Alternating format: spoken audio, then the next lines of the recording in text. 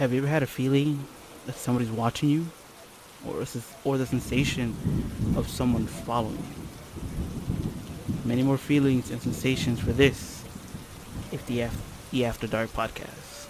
Welcome back, guys, to the episode 3 of the After Dark podcast. Hopefully, you guys are doing amazing this evening. Hopefully, you guys had a really good day today, and in fact, today was very, very cloudy where I live. Very atmospheric, if you would say. It was an alright day today. And hopefully, like I said, you had an awesome day as well. And if you're joining, hopefully you guys enjoy my voice, reading horror stories. I mean, not horror stories, just more like scary stories. This is, after all, the After Dark podcast, right? How was your day today? Hopefully everything went according to plan. And if it did, good for you. Oh well. Now, in any old fashion of my live streams, please do excuse me while I fix the tags in the video.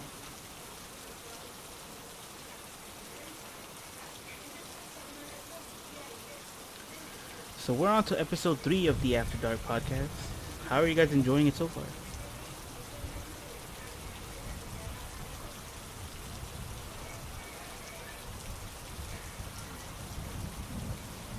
Hopefully you guys are enjoying this series as I am. It's been my dream to be having one of these. I mean, not really a podcast, but I say the having a podcast is almost as equal as having a radio station. So yeah, dreams do come true. You just gotta focus on as many as you can and try to finish one at a time.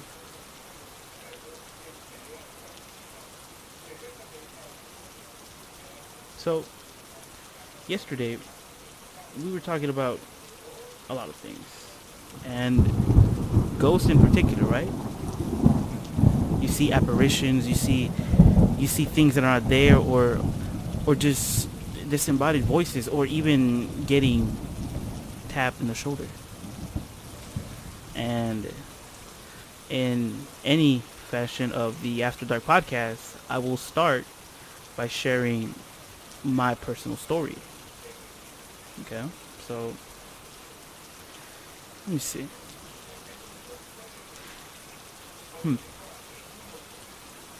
I guess this is a good one.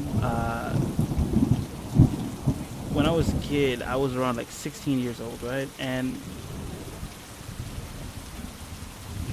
it was, I believe it was like summer break. I went back to Mexico to visit my aunts, right? I'm sorry I can't focus right now because I'm trying to post it on Twitter and talk at the same time. So let me do this first. That way I won't get interrupted.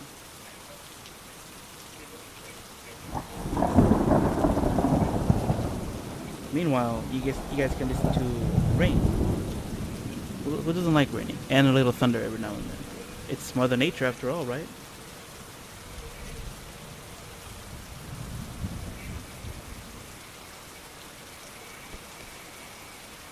Okay. Let's get started. This happened around when I was 16, alright? Like I was saying. I was on summer vacation. And I had nothing to do here in the States. So I decided to go back to Mexico and visit my aunts. And get away from school life and such. And then, I was there for like almost all of my vacations, and I don't regret it. I don't regret being there because it was fun. I got to see my cousins for for like the second time, I guess. They've grown up at the time, by the time, and yeah. But where my aunt lived, or she still lives in, I think it was more like a like not a cul-de-sac, but it was more like a village, right? And you know, at the time, I already knew what ghosts were, right? It's so many things that happened to me that I've already incorporated myself with what they meant. So every night it would be the same.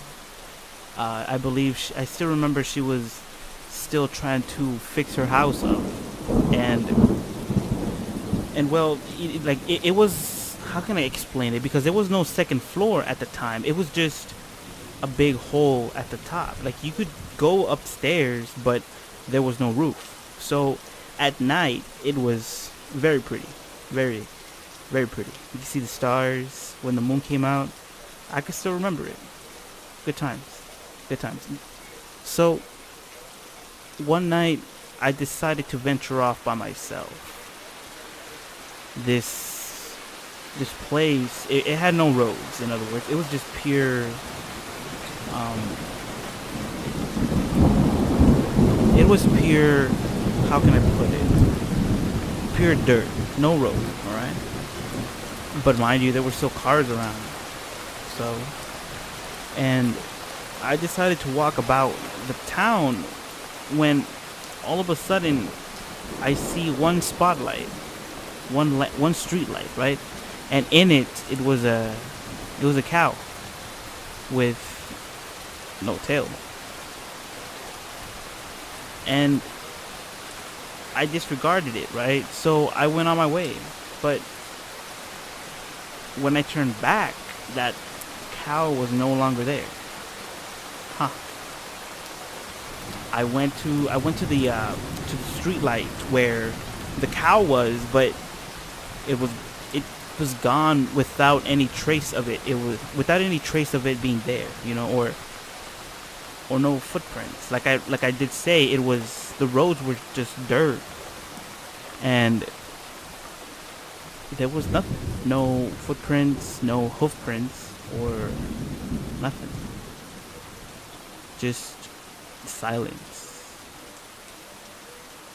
To this day, I still question it. I still think about it and say, the hell was that? Why would it be there around that time? Who knows? What was it? A demon cow? A ghost cow? The ghost of a cow. Maybe that's why they're coming back to haunt us, because their burgers are delicious. But I don't know. To be real, it is a weird thing. Maybe it was my mind playing tricks on me, but I don't know. I can't give you an answer to something that I still don't know to this day.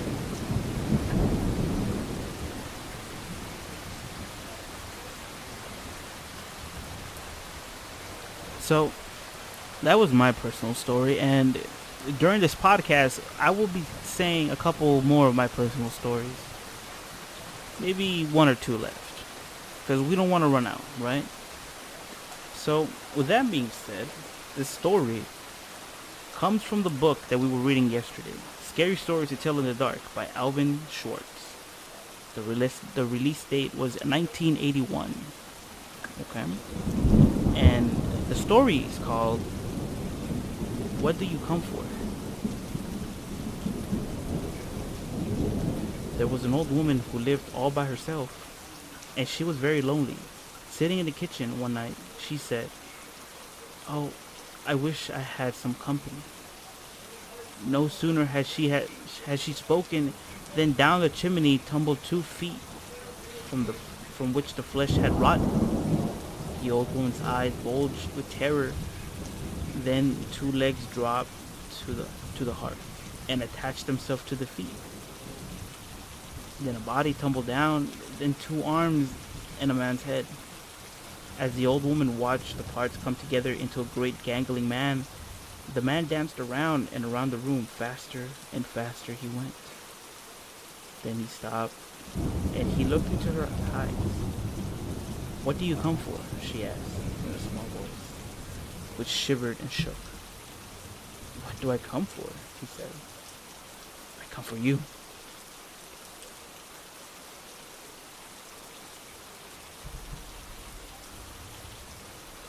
I wonder what that meant. Did that have anything to do with what I just said about the cow disappearing and appearing before my eyes? Maybe. But before we go on to the next story, yesterday, I do apologize that yesterday's podcast was cut abruptly. Abruptly. I think that's how you pronounce the word. Because, like, I did 2 videos for it, and I totally forgot to give you guys a recommendation to watch.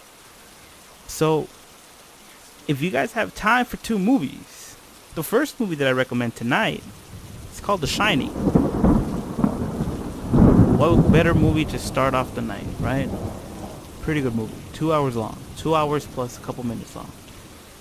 It's very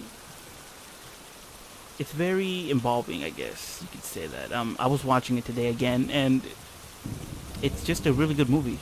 The novel's pretty good too, if you guys have time to read it. But if you don't, 2 hours of sitting down and watching The Shining. The novel's written by Stephen King himself. If you guys are a fan of him, which I personally am, it's a pretty good movie. Pretty good movie. You guys should watch it.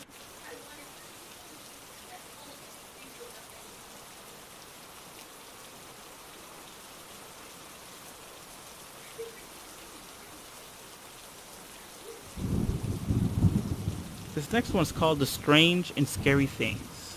And it goes. Pioneers used to entertain themselves by telling them scary stories.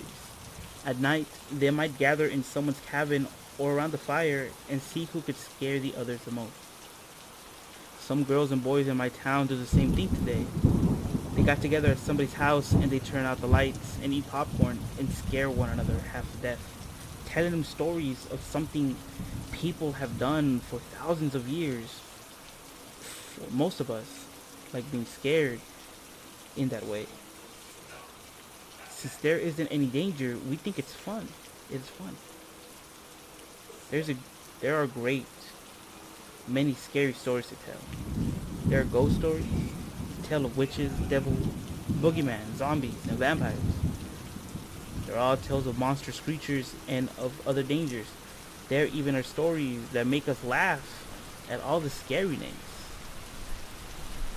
Some of the tales are very old and they're told around the world and most of the same origins.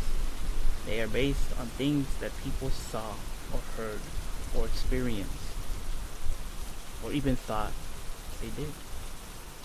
Many years ago, a young prince became famous for a scary story he started to tell but did not finish.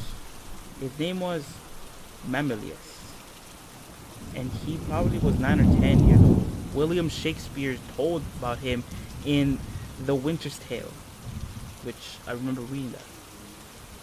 It was on a dark winter's day that his mother, the queen, asked him for a story. A sad tale, best for winter, he said. I have one of sprites and goblins. Do your best to frighten me with your sprites, she said. You're powerful at it. I should tell it softly, he said. Yon crickets shall not hear it. And he began. There was a man, dwelt by a churchyard. But that's as far as he got. For that moment, the king came in and arrested the queen and took her away. And soon after that, Mamilius died. No one knows how he would have finished the story, but you started. But if you started as he did, what would you tell? I wondered. Most scary stories are, of course, meant to be told. They are more scary that way, but how you tell them are important. As Mamilius knew, the best way to speak softly so that your listeners lean forward to catch your words, and to speak slowly so that your voice sounds scary. And the best time to tell the stories are at night. In the dark and gloom, it is easy for someone listening to imagine all sorts of strange and scary things. And this was written by the man himself, Alvin Schwartz. And he has a point.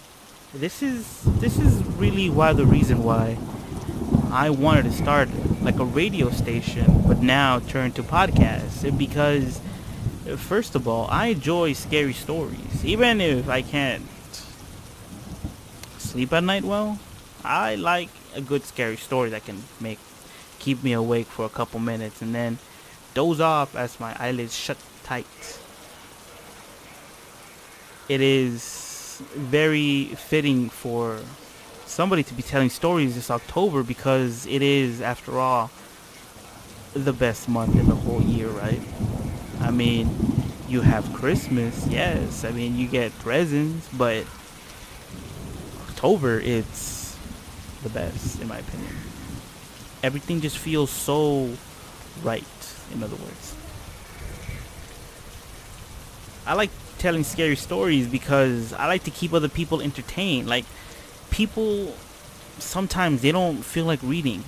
Or if you are one of those people, which I myself included, I'm not gonna lie, would read one sentence after, like, the same sentence for 5 times. The next thing you know, you get lost in that sentence, so you kept reading it, and you're thinking in your head, you're going forward with the story, but in fact, you're really just reading the same sentence. Has that ever happened to you? Where you would sit down, crack open a book, and all of a sudden you find yourself reading the same sentence for a minute straight, 2 minutes. Sometimes you don't even see the clock pass, and you're still in that same sentence.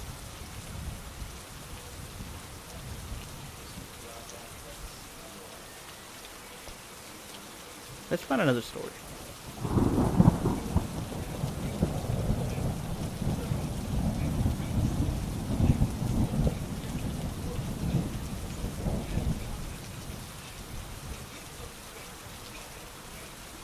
Let's read this story called A Man Who Lived in Leeds. And it starts by saying,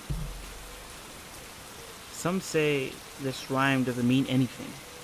Others are not too sure.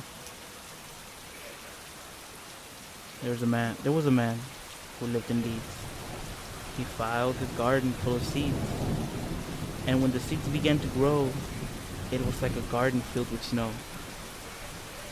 But when the snow began to melt, it was like a ship without a belt. And when the ship began to sail, it was like birds without a tail. And then the bird began to fly.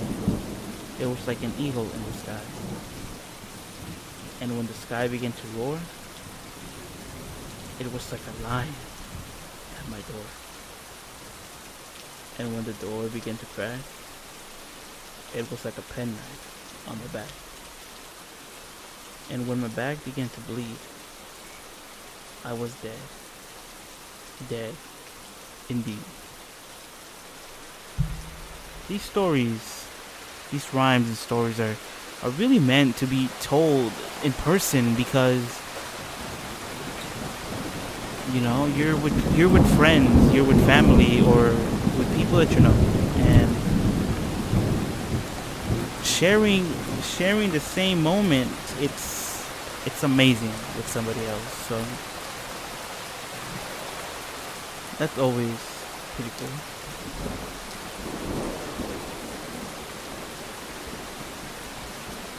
This one's called The Thing. Ted Martin and Sam Miller were good friends. They spent a lot of time together. On this particular night, they were sitting on a fence near the post office, talking about one thing and another. And there was a field of turnips across the road. Suddenly, they saw something fall out of the field and stand up. It looked like a man in the dark, but it was hard to tell for sure. Then it was gone. But soon it appeared again. It walked halfway across the road, and it turned around and went back into the field. Then it came out a third time and started towards them. By now, Ted and Sam were scared, and they started to run. But when they finally stopped, they decided they were being foolish.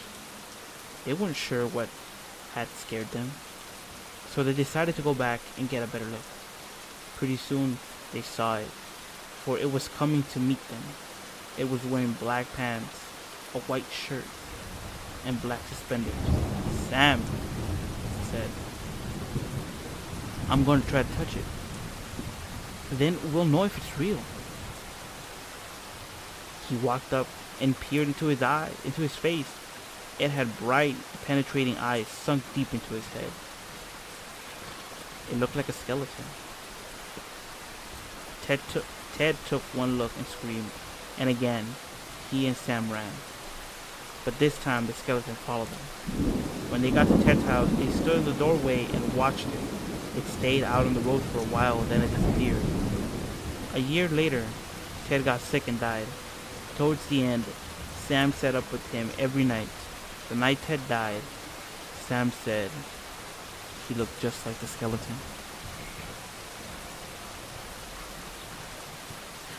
So, with that story, Sam saw his friend. He saw his friend's future. What would you do if you had that one ability, I guess you can say? Like, you could see your friend's future, and what would happen to them years later? Would you tell them, or would you keep it and never say a word? Would you be brave enough and say, "Hey, I think I just saw your death," pretty much, right? Or would you keep it and not say a word?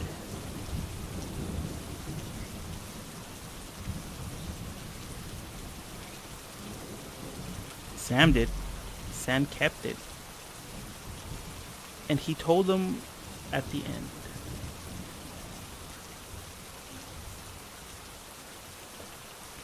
This next one's called the White Wolf. The timber wolves around French Creek had gotten out of hand. There were so many wolves that the farmers would not stop them from killing their cattle and sheep. So the state put a bounty on them. It would pay a hunter $10 for every wolf pelt he turned in. A butcher in town named Bill Williams thought that was pretty good money at the time. He stopped working as a butcher and started killing wolves. He was good at it. Every year he killed over 500 of them. That came more than $5,000. It was quite a bit of money for those days. After 4 or 5 years, Bill had killed so many wolves there was hardly any left in that area. So he retired, and he vowed never to harm another wolf because wolves had made him rich. Then one day, a farmer reported that a white wolf had killed 2 of his sheep. He had shot it and it hit it, but the bullets didn't have any effect. Soon, that wolf was seen all over the countryside, killing and running, but nobody could stop him. One night, it came to Bill's yard and killed his pet cow. Bill forgot about his decision never to harm another wolf. He went to town the next morning and bought a young lamb for bait. He took it out into the hills and tied it into the tree. Then he backed off about 50 yards and sat down under the tree. With his gun in his lap, he waited. When Bill didn't come back, his friends started looking for him. Finally, they found the lamb. It was still tied to a tree. It was hungry, but it was alive. Then they found Bill. He was still sitting against the other tree, but he was dead. His throat had been torn open, but there was no sign of struggle. His gun hadn't been fired, and there was no tracks in the soil around him. As for the white wolf, it was never seen again.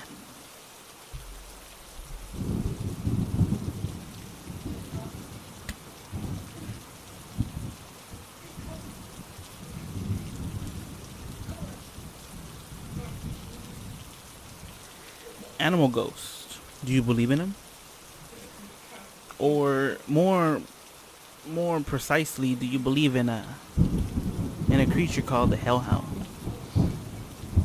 Many have reported to see them in real life and not too far from California too.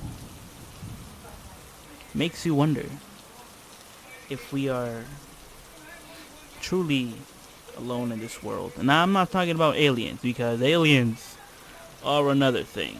Okay? Don't put that tinfoil hat back down. Damn it. We're not talking about aliens right now. Maybe if we come across a story, maybe then. But for right now, just sit back and enjoy.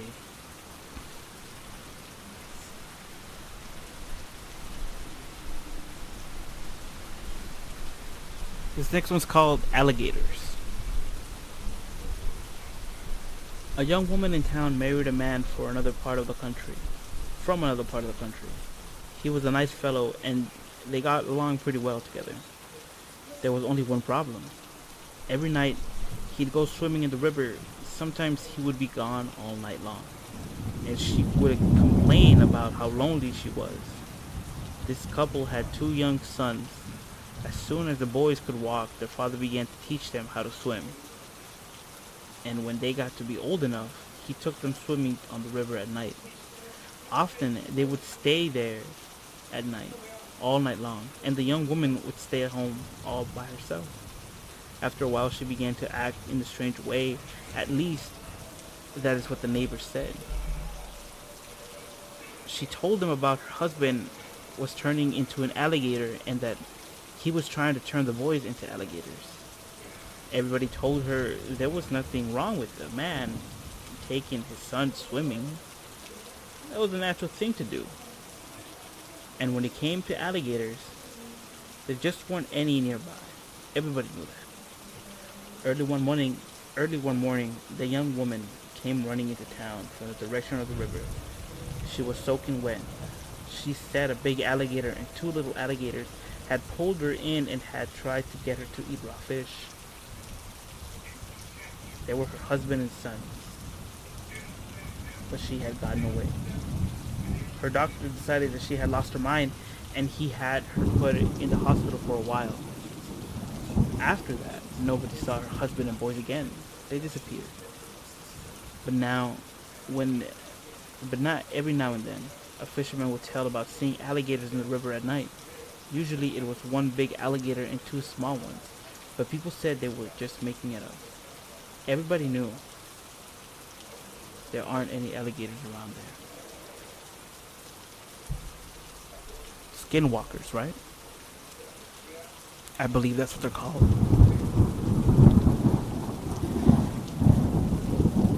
Very, very strange creatures, skinwalkers they are, because they choose to be whoever they want to be and in the end fooling people.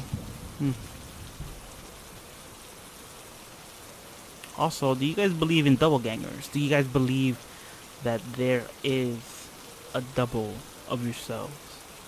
And usually story goes is that if you do come face to face with your double ganger, that one of you comes out alive, right?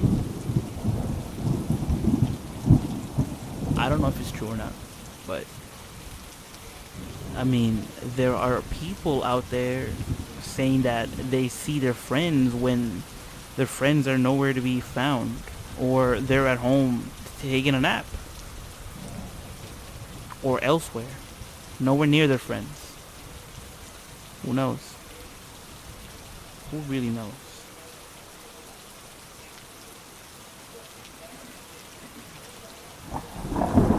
This next one's called Room for One More. A man named Joseph Blackwell came to Philadelphia on a business trip. He stayed with friends in the big house they owned outside the city. That night, they had a good time visiting, but when Blackwell went to bed, he tossed and turned and couldn't sleep. Sometimes during the night, he heard a car turn into the driveway. He went to the window to see who was arriving at such late hours. In the moonlight, he saw a long black, black hearse filled with people. The driver of the hearse looked up at him. When Blackwell saw his queer, hideous face, he shuddered. The driver called to him, "There's room for one more." Then he waited for a minute or two and drove off. In the morning, Blackwell told his friend that what had happened. "You were dreaming," they said. "I must have," he said. "But it didn't seem like a dream." After breakfast, he went to Philadelphia. He spent the day high above the city in one of the new office buildings. Late in the afternoon, he was waiting for an elevator to take him back down the street. But when it arrived, it was crowded. One of the passengers looked out and called to him. "There's room for one more," he said. It was the driver of a hearse. No thanks," said Blackwell. I'll get the next one." The doors closed and the elevator started down. There was a shriek and screaming, then the sound of a crash. The elevator had fallen to the bottom of the shaft. Everybody on board was killed.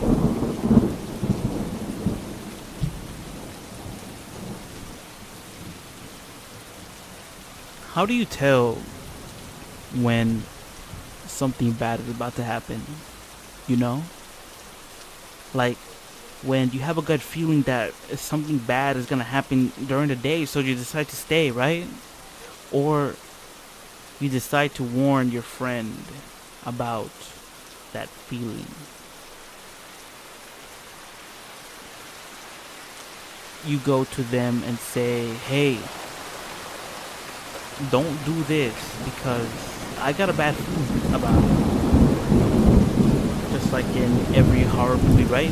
Where one character just all of a sudden says, "Hey, I got a bad feeling about this. We shouldn't split up." Speaking of splitting up, I wonder if Fred Jones from Scooby Doo Mysteries, the Mystery Gang, in other words, ever had that feeling. "Hey gang, let's not split up. I have a bad feeling about this one."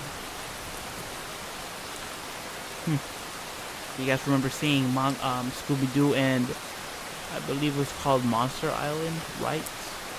Where the gang was in, I believe in Louisiana, and they were invited to a state where the hosts were so nice, right? And then next thing you know, they turn out to be real, actual cat demons and zombies.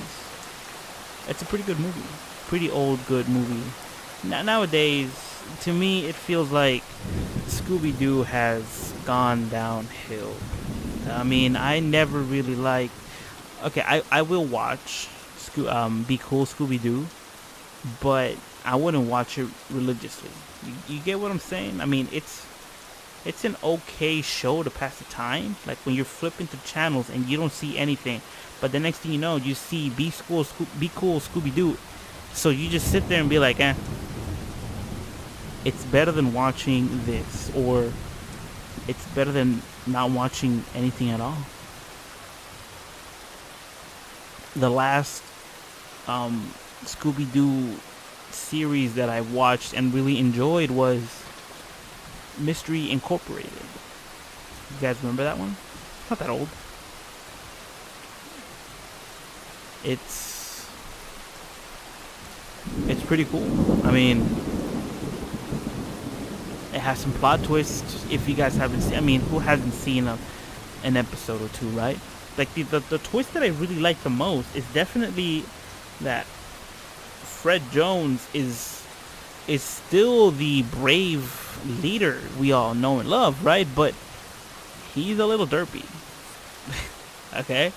And Scooby and Shaggy are the same cowards, the stereotypical cowards, right? But the huge difference is Velma and Daphne. Daphne being smarter in this one, taking charge for her own self, and Velma liking Shaggy. That is that is so weird, right? But the thing that turned me off about that show, like everything was going well. I mean, I like the art. The art style is amazing. Coming from a digital artist, coming from an artist in general, I like the art style of Mystery Incorporated. But the thing that really turned me off about that show is that Shaggy was it felt like Shaggy was in a relationship with Scooby, and if you have a friend, if you have a best friend, okay, and you guys are always together, let me ask you something. Would you guys hate each other if one of you got into a relationship? Or would you encourage your best friend to move forward? Hmm? Because to me, whenever I see reruns of Mystery Incorporated, I see that Velma legitly likes Shaggy, and Shaggy's just, I don't know how Scooby will react. Shaggy, what do you mean? He's a dog, dude. Come on. Every time I look at that show, I see my dog, Evie, and I tell her, you better not start talking if I get into a relationship. Because, one, that'll be weird. And two, the hell. I don't know. I really did enjoy Mystery Incorporated. And I like watching the reruns every now and then whenever I see them on TV. And Be Cool Scooby Doo, it's just, I don't know. Shaggy and Scooby are the same. Daphne, it's kind of like an airhead slash, I guess you can say, smart person now. And Velma is just a monotone person. I don't know. And then you have Freddy being the leader and not so airheaded as much, but you know. Well, moving on to another website called the HuffingtonPost.com. Bet you have heard of that one. And these are 12 terrifying ghost stories you shouldn't read alone. Okay? And the description goes, whether you believe in ghosts or not, it's tough not to get freaked out when you're alone and you hear something bump in the night, or even hear a voice. Stories below will freak you out, so it's best to read these with someone, preferably a friend, and not a stranger to decide to creep up behind the street. Alright, Huffington Post. Let me pause you there for a bit. Let's pause this whole scary stuff for a bit. Huffington Post, what the hell? Okay, first of all, what? Why would you go to somebody and be like, hey, stranger, you want to read a horror story? All creepy? Come on! That is just not right, Huffington Post. Jesus Christ. With that little tantrum I made, let me take a water break while you guys enjoy the sound of rain. And maybe thunder.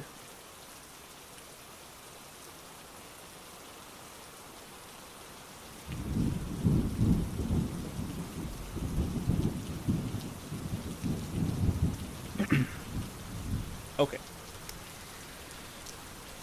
This first one's called The Cell Phone. And unfortunately, there isn't any authors in here. That's unfortunate. But it was updated on November 8th, 2017 of last year. And the story goes like this. A couple of months ago, my friend's cousin, a single mother, bought a new cell phone. After a long day of work, she came home, placed her phone in the counter, and went to watch TV. Her son came to her and asked if she could play with her new phone. She told him not to call anybody or mess with text message, and he agreed. At around 11:20, she was drowsy, so she decided to tuck her son in and go to bed. She walked to his room and saw that he wasn't there. She then ran over to her room to find him sleeping in her bed, with the cell phone in his hand. Whereby, relieved, she picked up her phone, from his hand to inspect it. Browsing through it, she noticed only minor changes such as a new background banner, etc.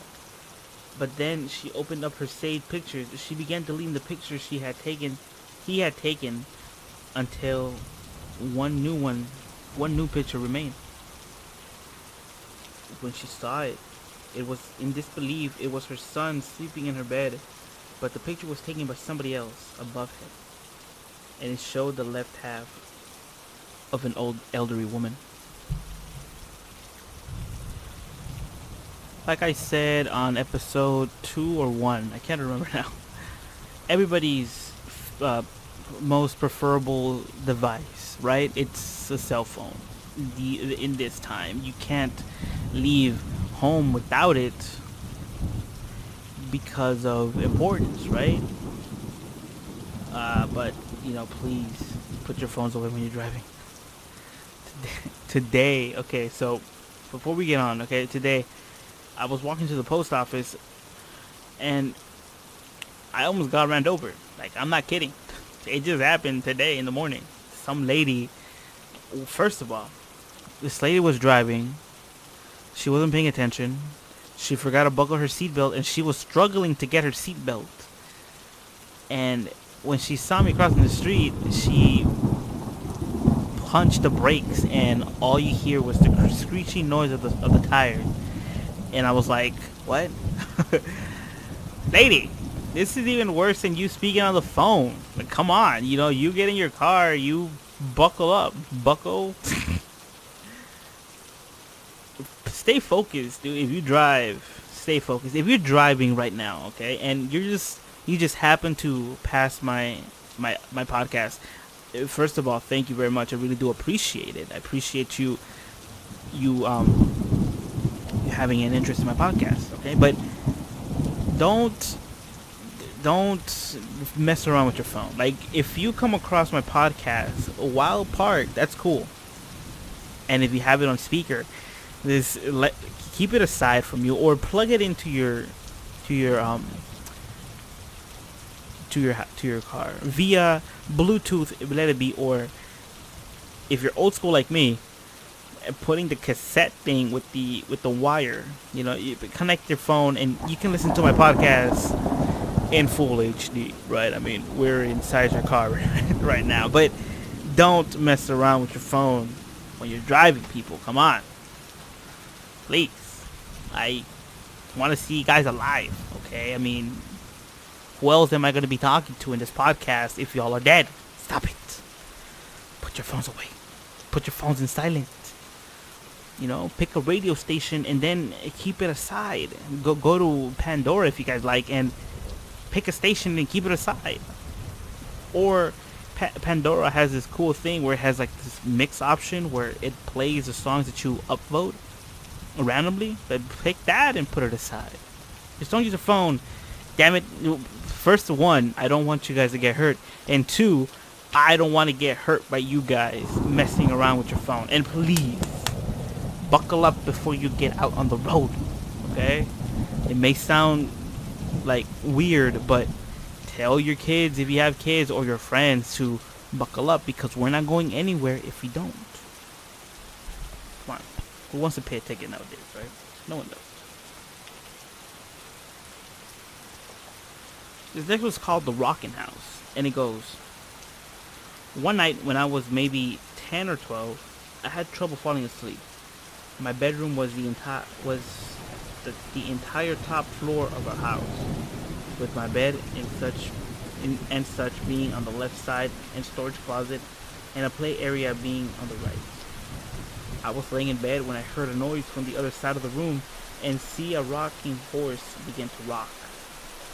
It was sitting just outside one of the storage closet's doors. It proceeded to rock its way halfway across the room and stopped dead under the ceiling fan. At this point, I was freaked out, and I would just bury my head under my blankets and never peeked out again until morning. It was all confirmed to not be a dream, as the rocking horse was still in the middle of the room when I woke up. Furthermore, I got a stern reprimand reprimanded from my parents for being out of bed playing with my toys well past my bedtime. Their bedroom was directly below the storage closet. Play area. They had heard the creaking of rockets shuffling across the room.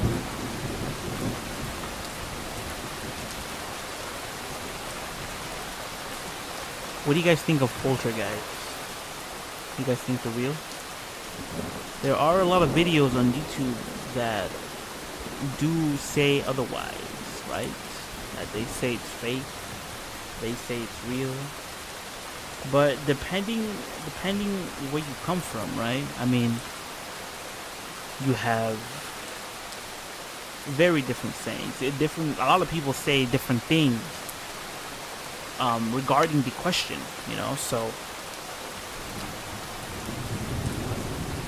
what do you guys think? You guys believe in it? Rocking chairs, rocking horses, just moving on their own.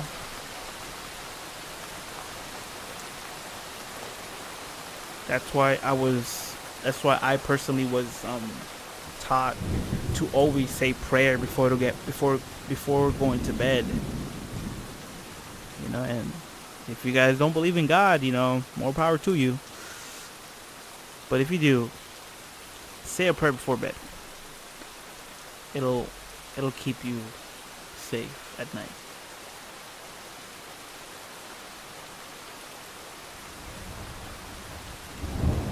This next one's a short one. It's around like 3 sentences long. And like I did say before, scary stories can be told in many different ways. And sometimes the shorter stories are the ones that hit most, like the ones that hit harder. So this was called Any 96 is Typing, and it goes like this. This is much more of a fan interactive experience than anything else on the list. As you read through this WhatsApp conversation, you have to manually click enter to make each new message appear. It's as close to a text-based horror movie you'll find.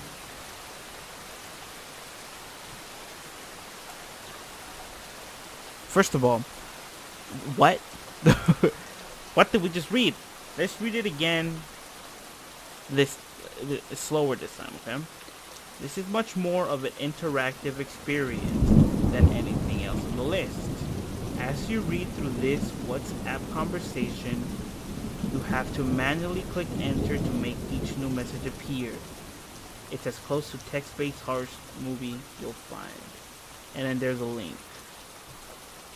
Storiesforyourscreen.com.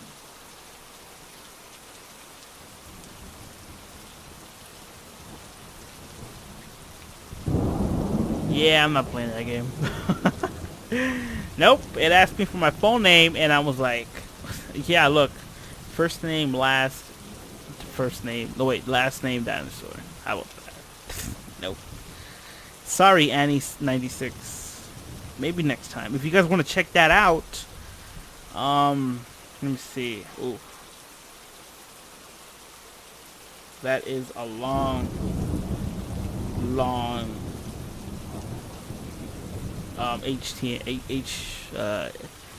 the address bar. It's a very long one.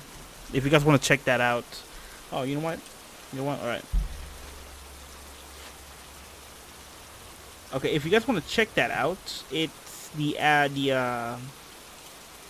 website's called storiesforyourscreen.com / Annie96 is typing / If you guys want to check that out, you can do so. Tab here to see next message. No, I guess you're not either. Can't, it's a win. Okay, you know what? Yeah, screw this. I ain't reading no text. You know what I'm saying? Nope. Nope. Have you guys seen the movie Unfriended? I think that's what it's called, right? About this group of people chatting, FaceTiming people, each other. and then all of a sudden, I guess it's through Facebook, right? And all of a sudden they get like a new person in chat with no face on it. It's an alright movie if you like those kind of movies. It's a pretty good movie. That's not the recommended movie for tonight, so don't put your pencils down, please. Let me see. One more personal story. What can I say?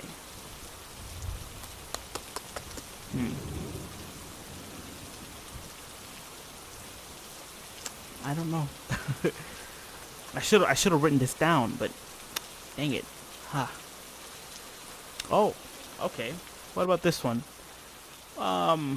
Like I told you guys before, I did move a lot, and Roosevelt High School back in East LA wasn't my only high school that I had. In fact, I went to 3 high schools during my lifetime. One of them being Roosevelt High School, the other one being Pomona High School, and the last one being Glendale High School. Not Glendale, Arizona, California. I don't want to go back to Arizona. It's hot over there. Come on. I always complain about October being so hot. Why would I want to go back to Arizona? Well, anyways, this didn't happen to me, but I actually did see it with my own eyes. Okay? And I remember watching Toonami at the time. It was at night. I remember watching Toonami, and like it was Full Metal Alchemist, I believe, at the time, and like it was only me, my mom, one of my cousins that was sleeping over. My dad was sleeping in his room, and my uncle were sharing the same room. And all of a sudden, my mom just decides to go to the garage, I believe, to throw some trash, because like the garage will lead to outside. And all of a sudden, she comes back running, saying that her back is burning. When we lift up her shirt, we see 3 long scratches on her. They're like perpendicular to each other. That was scary, but she's a strong woman. We pulled through. I mean, she's a very religious woman, and always look out for your mom and dad, people.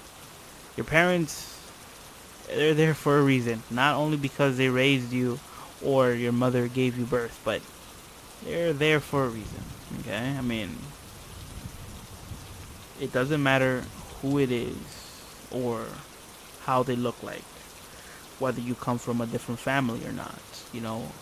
A parent is a parent. It's like my mom would always say, and she still says it to this day. A parent isn't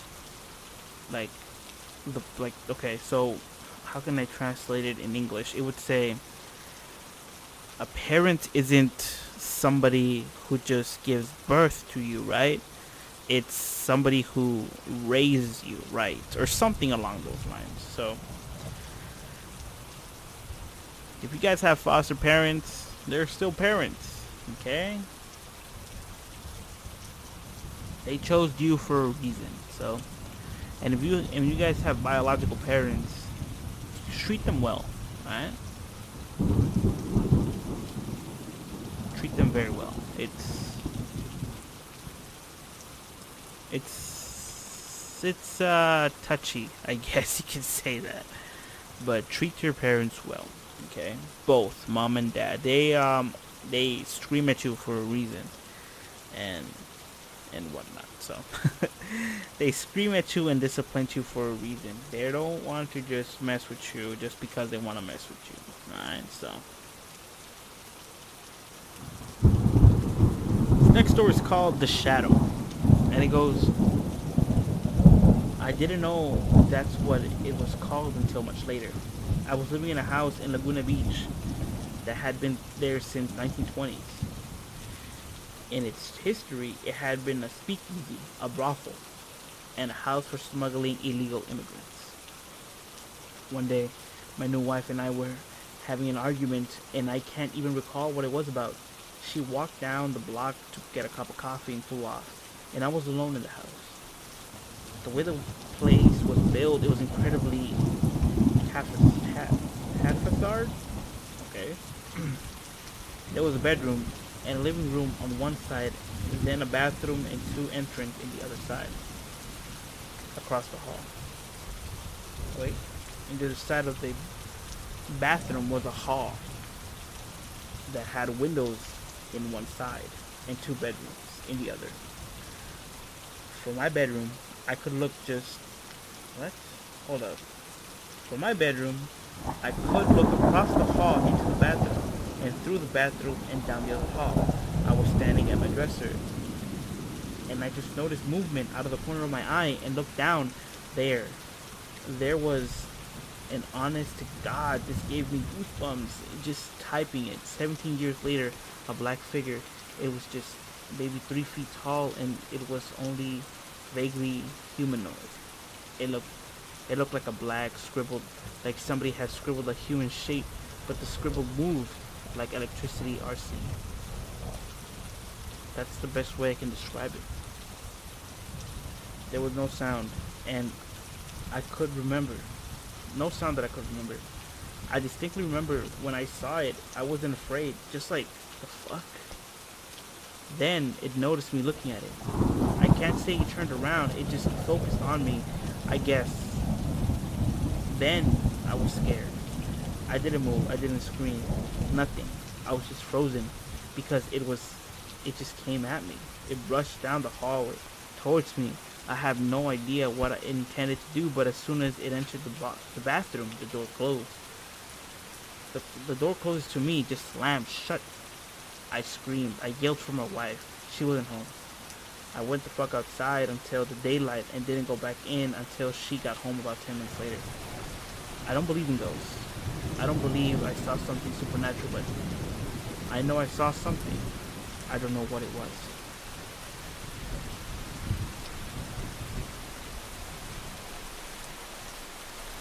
What do you guys think? You guys, it was just a pigment of his imagination? When you see something from the corner of your eye,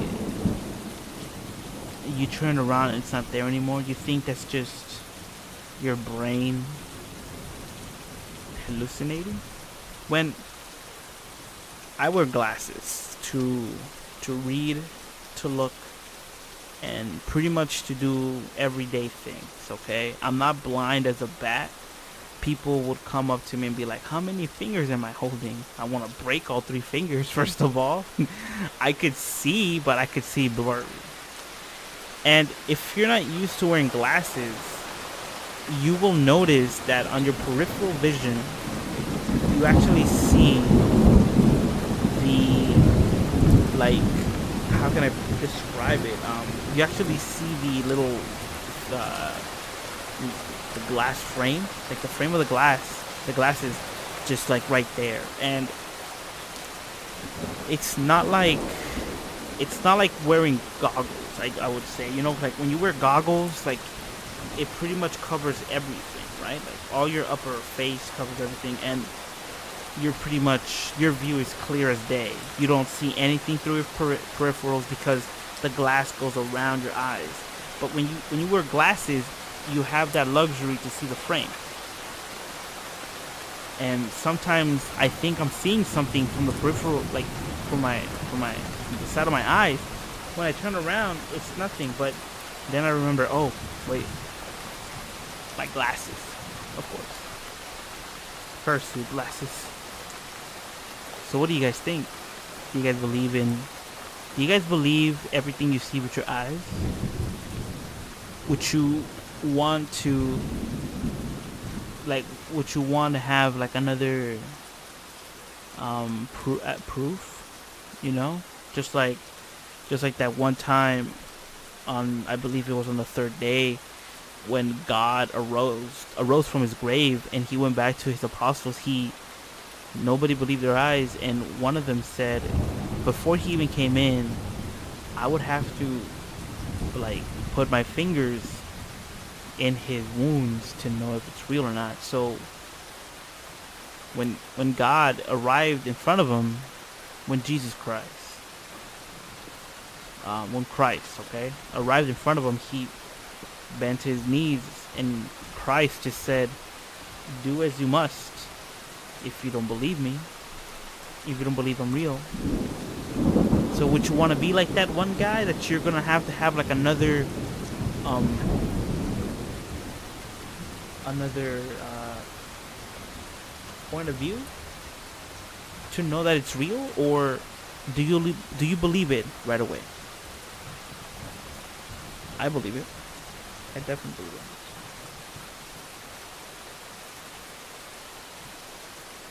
Let's read a couple more. And this time I'm gonna take precautions on the stream because I don't want it to be ending abruptly. So let me take one last water break, and we'll read one or two more.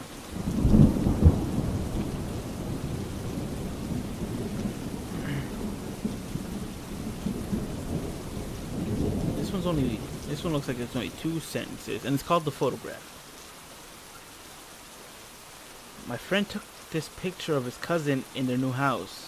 He said it was just two of them, but that's not what it looks like. That's it. Short, sweet, and get to the point. So, her cousin said that it was only them in the picture, but apparently there were more than one person, more than two people now. Would that be proof enough for you? If you would have taken a picture and all of a sudden the apparition appears out of nowhere? Would you be satisfied and say, yeah, I believe it?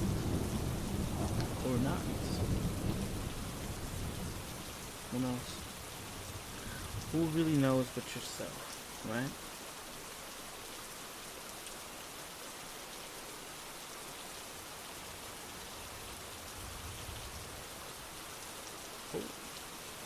Okay, I just clicked on this website called mandatory.com, and it says 20 terrifying 2 sentences horror story by Rob Fee on February 1st, 2014. Okay. And the description goes, if you're looking for a horrifying story that will keep you up at night, don't waste all that time watching a horror movie. Reddit has provided us with pages of terrifying horror stories wrapped up in 2 sentences or less. Here are 20 of our favorite stories, guaranteed to make you keep your lights on tonight. Speaking of lights on, who sleeps with the light on? I'm not gonna be ashamed. I like to keep that sucker on all night.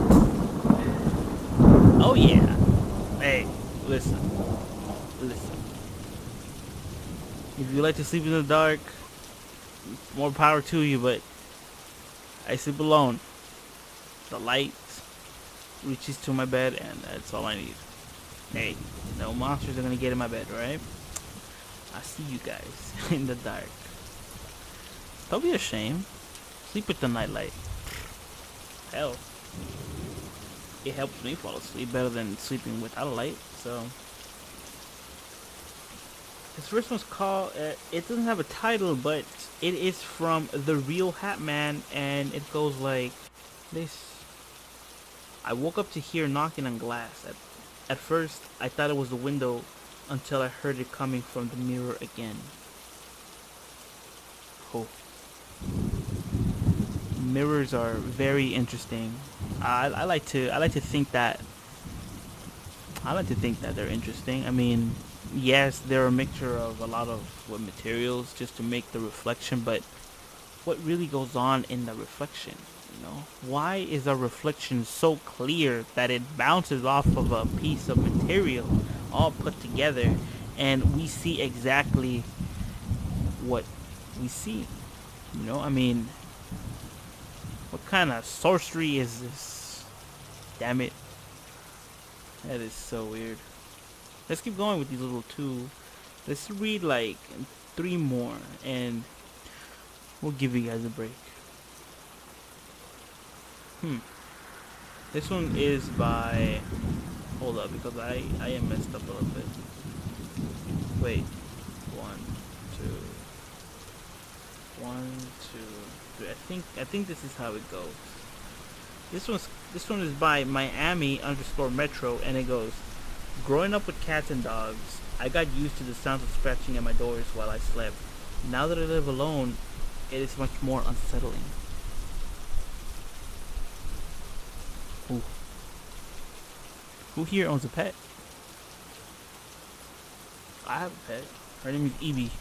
Eevee, just like it's like the Pokemon, right? And out of out of the kindness of my heart, you can say, or just being cute with her, I like to call her BB. Just the two little words in the alphabet, or letters in the alphabet. B B. She still recognizes the name. I'm trying to be adorable with her. She's adorable. Good dog. Every dog is good. Okay? Don't mistreat your dogs or cats or animals in general. They're good animals. They'll keep you safe. You know that saying, one apple a day keeps the doctor away? Same thing goes with dogs and cats and other animals. They'll keep you safe. This one's called by Dr. Device. This one's by Dr. Device, and it goes, I awoke to the sound of the baby monitor crackling with the voice comforting my firstborn child. As I adjusted the new position, my arm brushed against my wife sleeping next to me.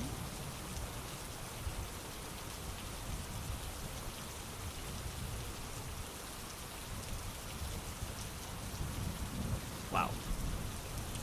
Baby monitors. Just sleep with your kid, have your little baby in the same room, man. Why must you how can I put it? Why must you be so insistent that your newborn has their own room? I mean, come on, you're parents, especially your newborn. It's have them next to you, man. Come on. Okay, I'm not gonna lie. I do my podcast, I do my live streaming, and I do my game live streaming in my living room, which is also my room at the time, because there's only one room, and me, being the gentleman that I am, I don't want my mom to sleep in the living room, so she sleeps in her room.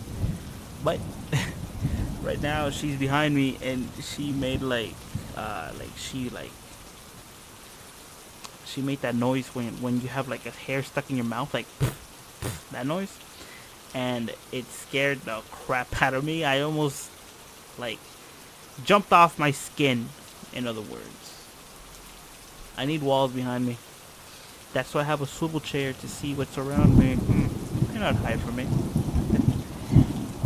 Let's read one more. Oh, by the way, let me get into that subject too. I mean, if you live with your parents, don't be ashamed. I mean, if you're living with your parents and paying rent, you're pretty much helping them. They helped you all this time that you were growing up, and they didn't complain. So when the time comes, don't push your parents away. That's what it means. Don't put them in homes. Take care of them. You're responsible people. Like I said, be nice to your parents. All right? They're not just the people that made you or, delivered you. Come on, they're more than that. Let's read one more. And this one is by Scooby. My daughter won't stop crying and screaming in the middle of the night. I visit her grave and ask her to stop, but it doesn't help. The hell, man? What the hell, dude? That is very, very creepy. My monitor just went off. Please. I am moving the cursor. There we go. That is very creepy. Why would you do that? Please, sir, don't do that. Whew. That last one was scary. Why would you say that? And the thing that happened to me right now, just almost, I need to crawl back into my skin and feel better about myself. But with that last story, thank you guys so much for coming. My recommendation for tonight's movie has to be Cujo. All dogs are good dogs, alright? They're all good boys and good girls, all dogs. But Cujo is something else, something special. It's a very good movie. Again, the story is based on the novel by Stephen King himself. Go check that movie out or read the novel. Both of them are good. They're actually good movies. And Cujo is a good dog. Damn it, that reminds me of my old dog that I used to have. It was a Saint Bernard, and unfortunately I had to give him away because I was moving in an apartment. It tore me apart. I was crying like the rain that you hear non-stop. Hopefully he lived a good life. Wherever you are, you were a good boy. But yes, go watch Cujo. Let me